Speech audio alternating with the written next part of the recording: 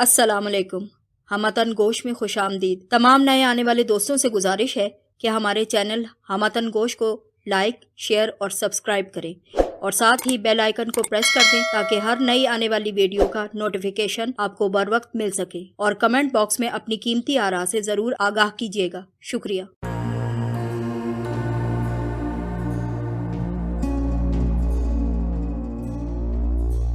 पेश खिदमत है तलाश किस्त नंबर 20। इन बालकों को क्यों इस नौजवानी में हड्डी पट्टे का कोई रोग लगवाओगे मेरे मीठे गुलगुले। चंदन ने एक बार फिर पहले ही की तरह उंगली से बड़े पहलवान के गाल को छेड़ना चाहा। बड़े पहलवान अब बराह रास्त उसकी आंखों में आंखें डालकर फुंकार रहे थे। अभी उनकी आंखों में मरूबियत का कोई निशान नहीं था। तामुल की वजह शायद ये थी कि वो पूरी तरह अपने आप को इश्ताल में लाने की कोशिश कर रहे थे। अभी शायद कुछ कसर बाकी थी, लेकिन मेरा ये ख्याल भी गलत साबित हुआ। दरअसल उनसे पहले उनके चारों छोटे भाइयों की बारी थी और शायद ये उनके अखाड़े का उसूल था जिसे वो यहाँ भी तोड़ना नहीं चाहते थे। ये चारों भाई भी बड़ी बड़ी पगड़ियाँ बांधते थे, मगर उस वक्त जब मैंने उन्हें दुकान के अंदरूनी हिस्से से बाहर निकलते देखा तो उनके सरों पर पगड़ियाँ मौजूद ना थीं और आस्तीनें चढ़ी हुई नजर आती थी। वो पीछे से आए थे और एक तरह से उन्होंने चंदन बाबा को धोखे से पकड़ लिया था। उनमें से दो ने चंदन की गर्दन पर हाथ डाला और दो ने झुककर उसकी टांगें पकड़ने की कोशिश की थी। अंदाज तो यही था कि वो एक भारी बर्तन की तरह चंदन बाबा को उठा लेंगे और फर्श पर मारकर चूर चूर कर देंगे, मगर ऐसा ना हो सका। चंदन तड़प कर उनकी गिरफ्त से बाहर निकला। दो के सर आपस में जोर से टकराए और एक को उठाकर बाकी तीनों पर यूं दे मारा कि चारों भाई बोरियों की तरह ऊपर नीचे ढेर हो गए। ताहम वो जल्द ही उठे और पहले से ज्यादा जोशो खरोश और खूनखारी से चंदन बाबा पर पलटे। लड़ते लड़ते वो सड़क पर आ चुके थे और वहां पर लोग जमा होने लगे। ताहम मैं बुलंदी पर होने की वजह से पूरा मंजर बिल्कुल साफ तरीके से देख रही थी और मेरी रगों में खून की गर्दिश इतनी तेज हो चुकी थी कि मुझे सांस लेने में भी दुश्वारी पेश आ रही थी। मुझे चंद एक कुश्तियां देखने का इत्तेफाक हुआ था, क्योंकि उन दिनों कुश्ती अमली तौर पर हिंदुस्तानी तहजीब का एक हिस्सा थी, मगर बड़े बड़े नामी पहलवानों में मैंने ऐसी फुर्ती, ताकत और दाव का बैक वक्त एक ऐसा अजीब मुजाहिरा कभी ना देखा था जो ये शख्स चंदन बाबा पक्की सड़क पर एक महदूद सी जगह पर मौजूद चार लहीम शहीम पहलवानों से लड़ते हुए पेश कर रहा था। बेशक ये पहलवान साबिक ही सही, मगर अखाड़ा छोड़े ज्यादा मुद्दत तो न गुजरी थी और ताकत और दाव पेच में बहरहाल वो बहुत से ताकतवर इंसानों से कहीं बरतर थे। मगर ये कमबख्त चंदन बाबा शायद लोहे से बना था जिसमें बिजली दौड़ रही थी। वो उन चारों को यूं उठा उठा कर पटकता था जैसे वो रुई की बोरियां हों। बिलाखिर उनमें से दो तो पुख्ता सड़क से टकरा टकरा कर साकित हो गए थे और उनके सरों से और शायद चेहरों के बाज हिस्सों से भी बहुत तेजी से खून बह रहा था। बाकी दो अब भी चंदन बाबा को काबू करने के लिए अपनी कोशिश में मसरूफ थे। दफतन चंदन बाबा ने हाथ तिरछा करके कुल्हाड़ी की तरह यके बाद दीगरे दोनों भाइयों की कनपटियों पर रसीद किया और दोनों तूफान से उखड़े हुए दरख्त की तरह झकोला खाकर अपने बेहोश भाइयों के करीब ही ढेर हो चुके थे। चंदन बाबा ने पलटकर बड़े पहलवान की तरफ गौर से देखा, जो अब भी चबूतरे पर साकित बैठा था। उसका सफेद चेहरा तपे हुए तांबे की तरह सुर्ख हो चुका था। ये एक हैरत अंगेज बात थी कि वो अब भी सरासीमा नहीं हुआ था। फिर उससे भी ज्यादा हैरत अंगेज बात तो ये थी कि मैंने उसे यूं उठकर हवा में छलांग लगाकर चंदन बाबा की तरफ आते देख लिया, जैसे किसी बहुत बड़े और ताकतवर स्प्रिंग ने उसे उसकी जगह से तेजी से उछाल दिया हो। उसके बेतहाशा फैले हुए तनोतोष और भारी भरकम तोंद को मद्देनजर रखते हुए उसका यूं उकाब किसी उड़ान के साथ झपटना बिलाशुबा एक तिलिस्मी सा कारनामा लगता था। चंद मिनट की इस मार्का आराई में पहली मर्तबा मैंने चंदन बाबा को गिरते देखा। बड़ा पहलवान उस पर सवार था, मगर दूसरे ही लम्हे वो बहुत बड़े गोले की तरह हवा में कई फुट उछला और धप से सड़क पर आ गिरा, क्योंकि चंदन बाबा उसके नीचे से निकल चुके थे। अब चंदन बाबा को शायद गुस्सा आ गया था, क्योंकि मैंने उसके अंदाज में वहशत अंगेजी महसूस कर ली थी। उसने बड़े पहलवान को संभलने का मौका बिल्कुल न दिया। उसकी पगड़ी एक तरफ को लुढ़क चुकी थी। चंदन बाबा ने दोनों हाथ जोड़कर उसके जर्ब लगाई, जिसने बड़े पहलवान को उठकर खड़ा होने से बाज भी रखा। चंदन ने अब दाव पेच की बजाय खूंसों, घुटनों की जरबों और कोहनी के वार से बड़े पहलवान को नीम बेहोश सा करके रख दिया था। वो घुटनों के बल खड़ा यूं झूल रहा था जैसे उसकी बिनाई तकरीबन जवाब दे चुकी हो। बार बार तकलीफ आमेज अंदाज में सर को झटके दे रहा था। शायद कुछ सोचने और समझने की सलाहियत उसमें बाकी नहीं रही थी। उसके चेहरे से भी खून फूट पड़ा था और मूछें ढलक गई थी। चंदन बाबा ने उसे मारना बंद कर दिया और खड़ा अपने कपड़े झाड़ता रहा। दफातन भीड़ को चीरते हुए 2 सिपाही आगे को बढ़े। पहले उन्होंने हैरत से बेहोश और नीम बेहोश पहलवानों की तरफ देखना चाहा, फिर झिझकते हुए यूं चंदन बाबा की तरफ देखा जैसे बोने कुतुब मीनार को देखा करते हैं। एक ने तो बाकायदा औरतों की तरह दांतों में उंगली दाब ली। तुमने इनको मारा है? एक ने अपनी छड़ी से पहलवानों की तरफ इशारा करते हुए चंदन से पूछना चाहा। इन तमाम लोगों को होश में लाकर इन्हीं से पूछ लो, चंदन बाबा ने अपनी आस्तीन दुरुस्त करते हुए कहा। अच्छा, तो बदमाशी दिखाते हो? एक सिपाही ने अपनी आवाज में कड़क पैदा करने की कोशिश की, मगर अंदाज ऐसा ही था जैसे कोई बच्चा नकाब लगाकर बाप को डराने की कोशिश करता हो। दोनों सिपाहियों ने चंदन बाबा का एक एक बाजू पकड़ लिया। उनके सर चंदन बाबा के कंधों से भी नीचे थे। चलो थाने, दूसरे ने भी हिम्मत करके आगे बढ़कर कहा। इसी असना में बड़ा पहलवान संभल कर उठ खड़ा हुआ था। सबसे पहले उसने पगड़ी तलाश करके सर पे रखी। पगड़ी का एक सिरा उसके सीने पर ढलक आया, जिससे उसने अपना चेहरा पोंछ लिया और चंदन के सामने आकर बगौर उसका चेहरा देखने लगा। वो देख तो रहा था चंदन को, मगर मुखातिब सिपाहियों को किया। इसे छोड़ दीजिए संतरी जी, गलती हमारी ही थी, हमारी। उसकी पाटदार आवाज भर्रा गई। आपकी? सिपाही भौंचक्का रह गया। आपकी क्या गलती थी जनाब पहलवान जी? एक ने दोबारा पूछा। बस कह जो दिया कि गलती हमारी थी। बड़े पहलवान की आवाज कुछ और बुलंद हुई, मगर पहले से ज्यादा भर्रा गई। वो सर झुकाकर पगड़ी के पल्लू से आंखें पोंछने लगे। आखिर कुछ हमें भी तो पता चले कि गलती थी क्या, एक सिपाही ने कहा। उसके तलफ्फुज से अंदाजा होता था कि वो हिंदू है। आखिर हमें पर्चा काटना है, हमें भी तो कुछ रिपोर्ट देनी है ना आगे। कोई पर्चा वर्चा नहीं कटेगा संतरी जी। बड़ा पहलवान यकलख्त ही बदली हुई आवाज में गुर्राने लगा, मगर फौरन ही पगड़ी के पल्लू से दोबारा आंखें पोंछने भी शुरू कर दी और पहले जैसी ही भर्राई हुई आवाज में दोबारा बोला, गलती हमारी थी कि हम पहलवानी छोड़कर तिजारत में पड़ गए। ये जुमले उसने खुद कलामी के से लहजे में अदा किए थे। फिर वो कदरे बुलंद आवाज में बोला, इस जवान ने कहा था कि दूध अच्छा नहीं है। हमने इसकी बात पर ध्यान देने के बजाय इससे झगड़ा शुरू कर दिया। इसे जाने दीजिए संतरी बादशाह, ये शेर आदमी है, इसे छोड़ दो इसे। वो दोनों हाथों से मुंह छुपाकर दुकान की तरफ दौड़ पड़ा और दरवाजा बंद करने लगा। सामान जूं का तू पड़ा था। तो गोया तुम इस शख्स के खिलाफ कोई शिकायत दर्ज नहीं करवाना चाहते? एक सिपाही ने गोया तस्दीक की खातिर उसके करीब जाकर पूछना चाहा। नहीं, बिल्कुल नहीं, बड़ा पहलवान बदस्तूर अजीब से लहजे में बोला। शिकायत दर्ज करनी है तो हमारे खिलाफ कर लो। अब तुम्हारे खिलाफ क्या शिकायत लिखें पहलवान जी, तुम तो शरीफ लोग हो, दूसरे सिपाही ने कहा और चंदन बाबा का बाजू भी छोड़ दिया। पहलवान ने दुकान बंद करके बड़ा सा ताला डाल दिया और अपने भाइयों को झंझोड़ने के लिए आगे बढ़ा। दुकान क्यों बंद कर दी जनाब, कहीं जा रहे हो क्या? एक सिपाही ने झुक कर कहा। बस जी, जहाँ एक दफा इज्जत खराब हो जाए वहाँ रहकर करना क्या है, और यहाँ पर रहकर क्या कारोबार करें? पहलवान जी ने अपने होंठों पर जबरदस्ती एक मुस्कुराहट पैदा की, जो मुस्कुराहट कम और किसी अंदरूनी टीस का खिंचाव ज्यादा मालूम होती थी।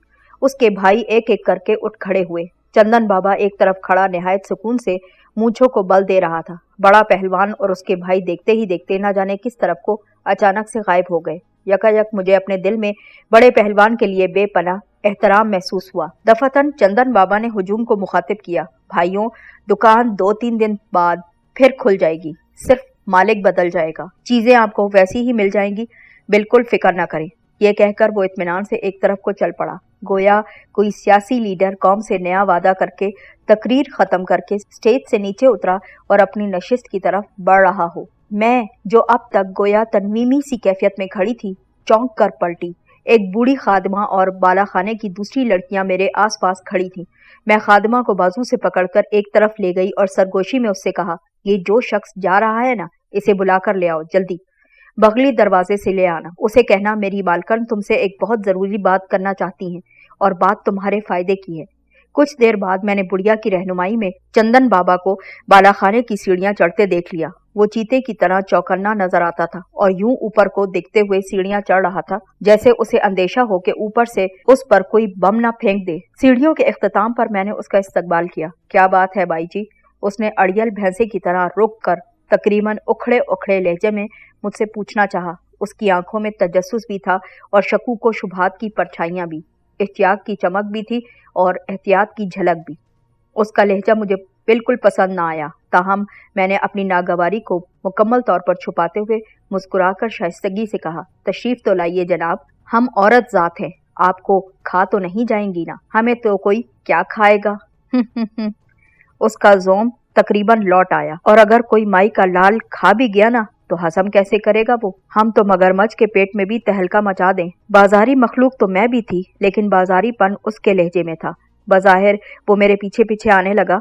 मैं उसे कमरे खास में ले आई, जहां हम लोग खासुल खास अफराद से अहम या हंगामी गुफ्तशनीद किया करते थे और वहीं पर नशिस्त जमाया करते थे। चंदन बाबा ने देहातियों की सी हैरानी से कमरे की आराइश का जायजा लिया, लेकिन साथ ही वो चालाक शहरियों की तरह मरूब ना नजर आने की हद्दुल इम्कान कोशिश भी कर रहा था।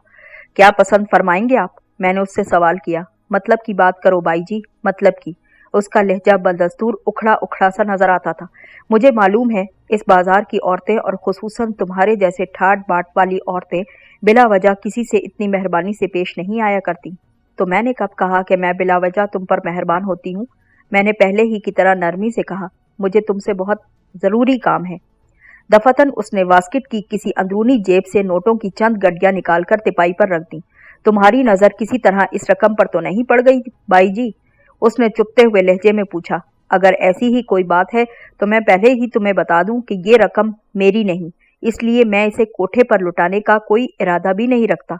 अगर इरादा कर भी लूंगा तो उस पर अमल करना मेरे बस की बात नहीं। मैंने अब भी उसके अंदाजे गुफ्तगू पर कोई नागवारी जाहिर ना की। इसमें उसका कोई कसूर ना था। सूरत हाल ही कुछ ऐसी बन गई थी कि उसका शक ज़्यादा होना बेजाना था, और फिर वो न जाने किस माहौल की पैदावार थी। जरूरी नहीं था कि उससे शाइस्तगी और मामला फहमी की तवक्को रखी जाती। उसकी जेब से बरामद होने वाली रकम गो के मेरे अंदाजे के मुताबिक 15,000 से ज्यादा ना थी, लेकिन उस जैसे हुलिये के इंसान की मुनासबत से ये बहुत बड़ी रकम नजर आती थी।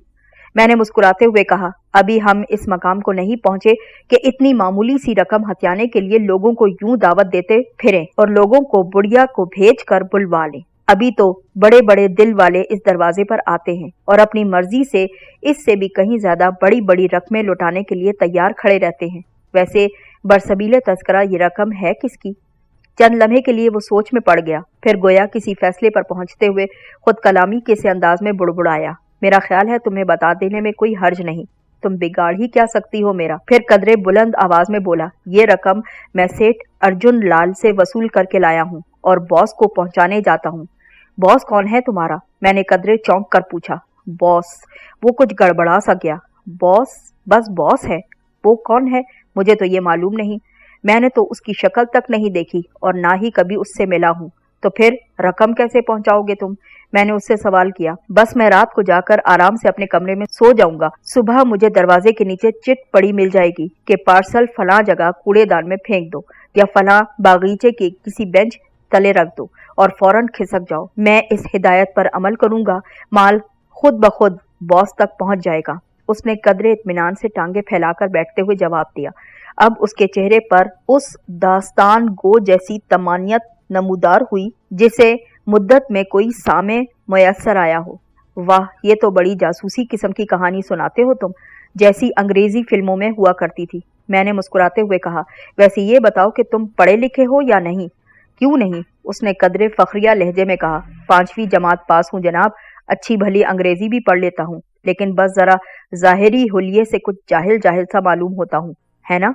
उसने तस्दीक तलब नजरों से मेरी तरफ देखा और खामोश मुस्कुराहट के सिवा कोई जवाब ना पाकर बड़ी मासूमियत से अपना सरापा देखने लगा।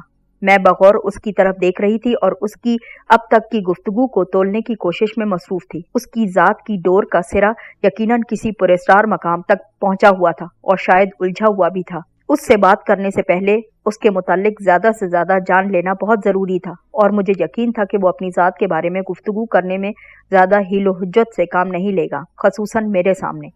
चंदन बाबा, मैंने अभी इतना ही कहा था कि उसने मेरी बात काट कर पूछा, तुम्हें मेरा नाम कैसे मालूम हुआ? बाहर पहलवानों की दुकान पर धींगा मुश्ती करने से पहले तुमने खुद ही सीना ठोंक कर अपना नाम बताया था। मैंने कहा, मैं न सिर्फ सब कुछ देख रही थी बल्कि सुन भी रही थी। ओह, उसने इत्मीनान का सांस लिया। हाँ, तो तुम कह रही थी।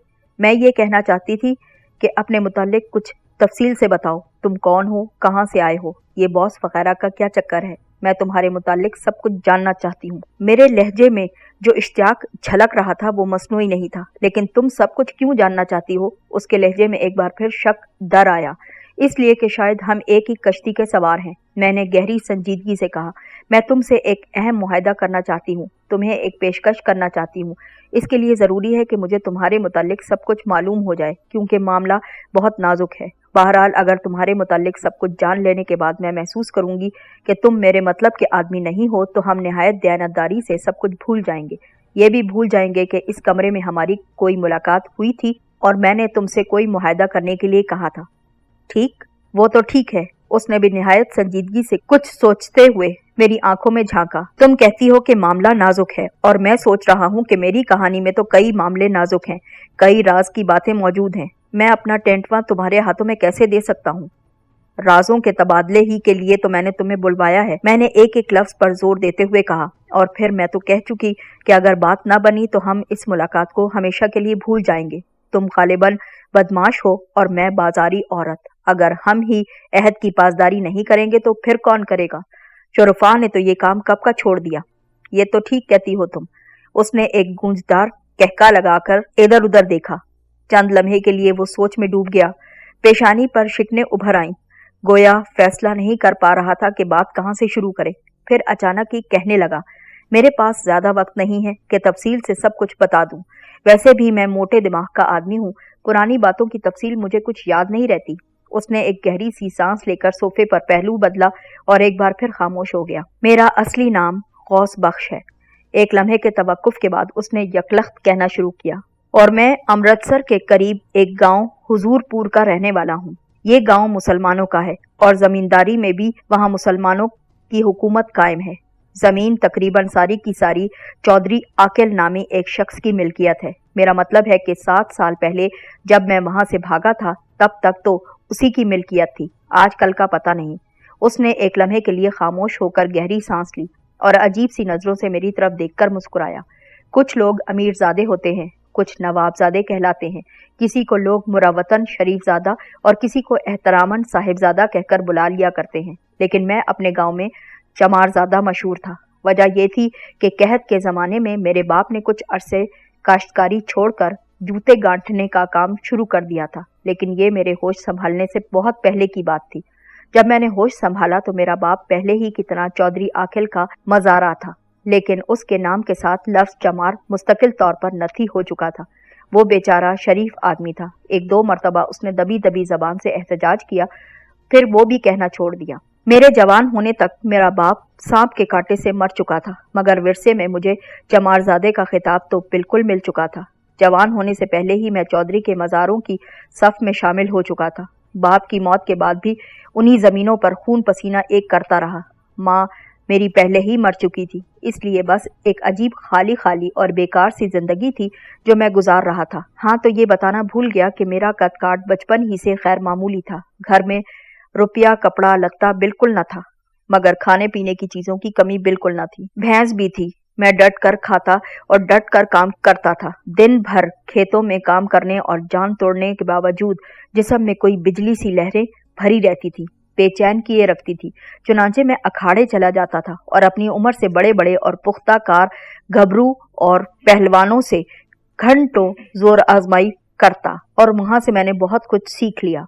अपनी गैर मामूली ताकत का एहसास मुझे उस दिन हुआ जिस दिन एक आवारा बैल न जाने किस तरंग में आकर फुंकारे मारता और फसलों को रौंदता पगडंडी पर मेरे सामने आ चुका था। बल्कि मेरे सामने नहीं, यूं कहिए कि उस कम उम्र और नौखेज कामनी सी लड़की के सामने आ गया था जो मेरे आगे आगे जा रही थी और उसकी लचकीली कमर पर नजर गाड़े हुक्म के गुलाम की तरह उसके पीछे पीछे चला जा रहा था और सोच रहा था कि उसकी लचकीली कमर के नज़ारे से दिल भरे तो तेज तेज कदमों से आगे निकलकर उसका चेहरा भी देख लूं। मुझे नहीं मालूम था कि वो कौन थी। उसका लिबास बहरहाल अमीराना था और इस किस्म के रख रखाव की लड़की को मैंने पहली मर्तबा उस पगडंडी पर चलते देखा था। हाँ, तो मैं कह रहा था कि बैल अचानक ही मुंह से झाग उड़ाता उसके सामने आ गया। वो दहशत ज़दा होकर चीखी और उल्टे कदमों भागने की कोशिश में चित गिर पड़ी।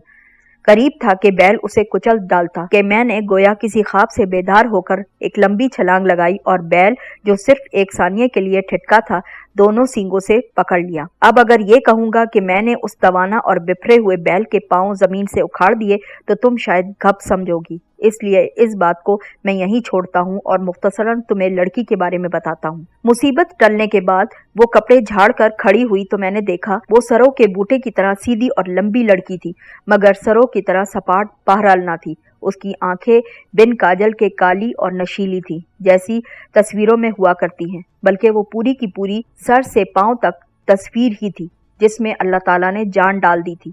स्याह रेशमी लुंगी, सफेद बोस्की का कुर्ता और उसकी पुश्त पर फैले हुए कूलों से नीचे तक पहुंचे हुए स्याह रेशमी बालों की घटाएं और कानों में सोने के बड़े बड़े झुमके, पैरों में जरी की जूतियां। उसकी तरफ एक बार देखकर नजरें हटा लेना बहुत मुश्किल काम लग रहा था मुझे। उसके वजूद पर जो थोड़ी बहुत गर्द बाकी लगी रह गई थी, उसे भी निहायत नफासत से साफ करने के बाद उसने अपने वजूद को चादर में दोबारा से लपेटा, नजरें भरकर मेरी तरफ देखा और मेरे पैरों तले से जैसे जमीन खींच ली गई। मैं हवा में तैरने लगा। उसने सिर्फ एक लफ्ज शुक्रिया कहा और आगे बढ़ गई। इसके बाद एक अरसे तक मैंने उसे कभी न देखा। मैं तुम्हें ये भी बताता चलूं कि जोर आजमाई और नित नए जिस्मानी करतब देखने और सीखने के साथ साथ मुझे दो शौक और भी थे, एक बंसरी बजाना और दूसरे हीर गाना। चांदनी रातों में ये शौक कुछ ज्यादा ही ऊद कर आते थे और मैं नदी के किनारे दरख्त से टेक लगाकर आंखें बंद किए बंसरी बजाता रहता या फिर ऊंचे सुरों में हीर गाता नजर आता था। मेरी उम्र उन दिनों 24 बरस थी। मैं पहाड़ हो चुका था, और पहाड़ भी ऐसा जिसे ख्वाहिशों ने आतिशफिशा बनाकर रख दिया हो। आंखें बंद करके हीर गाते वक्त मैं अपने आप को रांझा महसूस करता, जो अपनी हीर का इंतजार कर रहा था, मगर मेरी हीर ना आती थी। होती तो आती ना। हीर का तसव्वुर करते वक्त मेरी बंद आंखों में एक धुंधली धुंधली सी तस्वीर उतर आती। सरोकद आंखें, बिन काजल के काली और बिन पिए नशीली आंखें, स्याह रेशमी लुंगी, सफेद बोस्की का कुर्ता, स्याह रेशमी बालों की घटाएं और वो मुतरन्नम आवाज में एक लफ्ज शुक्रिया कहना। फिर एक रोज बंसरी बजाते वक्त मैं तकरीबन एक ख्वाब देख रहा था कि वही सरोकद लड़की चांदनी में नहाई, जुल्फों की घटाएं अपने कंधों पर बिखेरे मेरे सामने आ खड़ी हुई। उसकी नाक में हीरे का लौंग लश लश चमकता था। फिर उसने हाथ बढ़ाकर मेरे हाथों से बंसरी ले ली और मैंने बिल्कुल इस तरह छोड़ दी जैसे मेरे हाथों में जान ही ना रही हो। तब एक लम्हे के लिए मुझे सोचना पड़ा कि शायद ये ख्वाब नहीं है। मैंने अपनी उंगली दांतों में दबाई और कुछ ज्यादा ही जोर से दबा ली कि खून टपकने लगा। अपने आप को मजीद यकीन दिलवाने के लिए मैंने उससे कहा, मेरी बंसरी वापस कर दो। उसने बंसरी मेरी तरफ बढ़ाई, लेकिन साथ ही कहा, अब और मत बजाओ। इतनी दर्दनाक धुन सुन कर ना मेरा कलेजा शक होने लगता है। अब मुझे इस बात में कोई शक नहीं रह गया था कि ये ख्वाब नहीं था, फरेब नजर नहीं थी, हकीकत थी। वही खनकदार आवाज, जैसे चांदी के बर्तन आपस में टकरा गए हों। वही नशीली आंखें जो कदमों तले जमीन शक कर देती थी। वो मेरे करीब ही उस पत्थर पर बैठ गई जिस पर दिन भर यहाँ पर औरतें कपड़े धोया करती थी। मैंने सुना था बंसरी की आवाज में जादू होता है। उसने सरगोशी की, मगर इस सरगोशी में भी एक तरन्नुम सा था। लेकिन यकीन शायद तुम्हारी बांसुरी सुनकर आया। मैंने सैकड़ों मर्तबा ये धुन सुन रखी है और हर बार बेचैन होकर बिस्तर पर करवटें बदलने लगी थी। लेकिन साथ ही मेरा ये भी दिल चाहता था कि बंसरी खामोश ना हो, हमेशा बजती रहे। मैं अब पूरी तरह से होशो हवास में आ चुका था। वो मेरे इतने करीब बैठी थी कि मुझे महसूस हो रहा था जैसे उसके वजूद से मकनातीसियत की लहरें या फिर शायद किसी गैर मरई सूरज की किरणें फूटती हैं और मेरे जिस्म में जज्ब होती चली जा रही हैं। काफी देर तक हम खामोश बैठे रहे। उसने कोहनियां गोद में टिका ली और हथेलियों के हल्के में चेहरे को महसूर किए नहर के पानी को तकने लगी, जो चांदनी में सयाल चांदी की तरह झिलमिला रहा था। तुम्हें मालूम है मैं कौन हूँ? दफतन उसकी सरगोशी एक बार फिर उभरी। मैंने खुश्क लहजे से थूक निगला और नफी में सर हिलाया। तब उसने एक ठंडी सांस लेकर गोया अपने आप से कहा, इसका तो ये मतलब है मेरे इश्क की तपिश तुम तक नहीं पहुंची ना? मैं तो तुम्हारे बारे में सब कुछ जानती थी। तुम कहाँ रहते हो, क्या करते हो, तुम्हें कितनी मजदूरी मिलती है, फसल कटने पर कितना गल्ला मिलता है, तुमने कुश्ती में किन किन को हरा दिया, मुझे तुम्हारे मुताल्लिक सब कुछ मालूम है। उस दिन से जब तुमने मुझे बैल के नीचे कुचले जाने से बचा लिया था। उस दिन के बाद से मुझे तुम्हारे बारे में हर बात मालूम है, मगर तुम मुझे भूल गए हो शायद। मैंने जल्दी से तरदीद की। नहीं, मैं हरगिज नहीं भूला तुम्हें, मगर मैंने तुम्हारे बारे में जानने की कोशिश कभी नहीं की, और जानूं भी कैसे? किससे पूछूं तुम्हारे बारे में? उसने अपनी जरी की जूती की नोक से नहर के किनारे की नम आलूद मट्टी पर लकीरें खींचते हुए कहा, अच्छा ही किया कि किसी से नहीं पूछा। पूछने का भी एक ढंग होता है ना। तुम कौन हो? कहाँ रहती हो? मैंने अब उससे इश्तियाक से पूछा। मैं जागीरदार आकिल की पोती हूँ और हवेली में रहती हूँ, उसने तमकनत से जवाब दिया। यकलख्त मेरे हाथ पांव ठंडे पड़ गए। इश्क का आतिशफशां अब तकरीबन बर्फ बन गया था। तलब की तपिश अचानक से गायब हो गई थी। जज्बे, ख्वाहिशात सब उड़नछू हो गई थी। वैसे तो मैं बैलों को कलाबाजियां खिलाता था, शेर को ललकार सकता था, मगर जागीरदारों के घर का 12 साल का मजहूल सा लड़का भी मुझे चमारज़ादा ही कहकर बुला सकता था और 2 जूते मारकर अपने पैरों में बिठा सकता था, मुझसे जूते चटवा सकता था। मैंने फौरन उसके आगे हाथ जोड़ दिए और गिड़गिड़ाकर कहा, तुम अपने घर वापस चली जाओ, किसी ने हमें यहाँ देख लिया तो फिर कयामत आ जाएगी। वो तिलमिलाकर उठ खड़ी हुई, जैसे किसी ने उसके मुंह पर तमाचा रसीद कर दिया हो, और जहर में बुझे लहजे में बोलने लगी, आखिर की ना वही चमारों वाली बात। इतना बड़ा हाथी जैसा डील डोल लिए फिरते हो और सीने में दिल चिड़िया से भी छोटा है। जिंदगी में पहली बार मुझे महसूस हुआ कि जिल्लत, तौहीन या बेइज्जती क्या होती है। इससे पहले जागीरदारों ने खेतों में काम के दौरान बात बेबात मुझे ठोकरें भी मारी और हंटर और लातें भी बरसाईं, मगर मुझे कभी इतनी ज्यादा बेइज्जती का एहसास ना हो सका था जितना आज हो रहा था। यकलख्त मेरे अंदर जैसे किसी जख्मी शेर की रूह जाग उठी। मैंने आगे बढ़कर लड़की के रुखसार पर इतनी जोर का थप्पड़ रसीद किया कि वो दूर जा गिरी, लेकिन फौरन ही उठ खड़ी हुई और मुझसे आ लिपटी। खुशी से मगलूब लहजे में बोली, मैं तुझे ऐसा ही मर्द देखना चाहती हूँ जो सिर्फ अखाड़े ही में अपनी दहशत ना फैलाए, बल्कि आम जिंदगी में भी अपनी बेइज्जती करने वालों को छठी का दूध याद दिला दे। मैंने उसकी ये फरमाइश गिरह से बांध ली और एक नया इंसान बन गया, लेकिन ये नई जिंदगी मुझे कुछ ज्यादा रास न आई। आयशा, जिसने मुझे नया इंसान बनाया था, मुझसे मिलने आती रही। एक रोज वो मिलने आई तो पीछे पीछे उसका तकरीबन सारा खानदान भी चला आया। उसका बाप, भाई, कई चचा, कई मामू, दादा और ना जाने कौन कौन था, और सबके हाथों में गंडासे, बंदूकें या खंजर थे।